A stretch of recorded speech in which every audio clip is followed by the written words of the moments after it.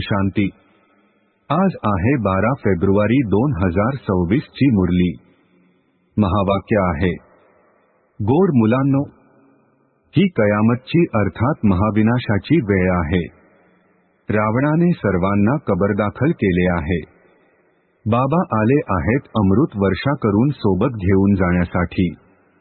प्रश्न आहे, शिवबाबांना भोला भंडारी देखील म्हटले जाते ते का? उत्तर आहे, कारण शिव भोलानाथ जेव्हा येतात तेव्हा गणिका, अहिल्या, कुब्जांचे देखील कल्याण करून त्यांना विश्वाचा मालक बनवतात। येतात देखील बघा पतित दुनियेमध्ये आणि पतित शरीरामध्ये, तर भोळा झाला ना। भोळ्या बाबांचा आदेश आहे, गोड मुलांनो, आता अमृत प्या, विकार रूपी विषाला सोडा। धारणेसाठी मुख्य सारांश आहे, 1. या अंतिम जन्मामध्ये कामरूपी विषाचा त्याग करून ज्ञान अमृत प्यायचे आहे आणि पाजायचे आहे, पावन बनायचे आहे। काट्यांना फूल बनविण्याची सेवा करायची आहे। 2. विष्णूच्या गळ्यातील माळेचा मणी बनण्यासाठी बाबांच्या आठवणीमध्ये राहायचे आहे। पूर्णपणे मदतगार बनून बाप समान दुःख हरता बनायचे आहे।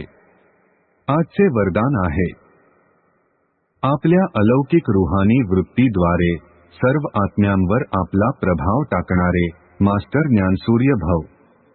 स्पष्टीकरण आहे, ज्याप्रमाणे एखादी आकर्षक वस्तू आजूबाजूच्या लोकांना आपल्याकडे आकर्षित करते, सर्वांचे लक्ष तिच्याकडे जाते, तसेच जेव्हा तुमची वृत्ती अलौकिक रूहानियतवाली होईल तेव्हा तुमचा प्रभाव अनेक आत्म्यांवर आपोआप पडेल। अलौकिक वृत्ती अर्थात न्यारेपणाची आणि प्रेमळपणाची स्थिती, जी आपोआप अनेक आत्म्यांना आकर्षित करते। असे अलौकिक शक्तिशाली आत्मे मास्टर ज्ञानसूर्य बनून आपला प्रकाश चारही दिशांना पसरवतात। स्लोगन आहे, नेहमी स्वमानाच्या आसनावर स्थित रहा तर सर्व शक्ती तुमचा आदेश मानत राहतील। ओम शांती।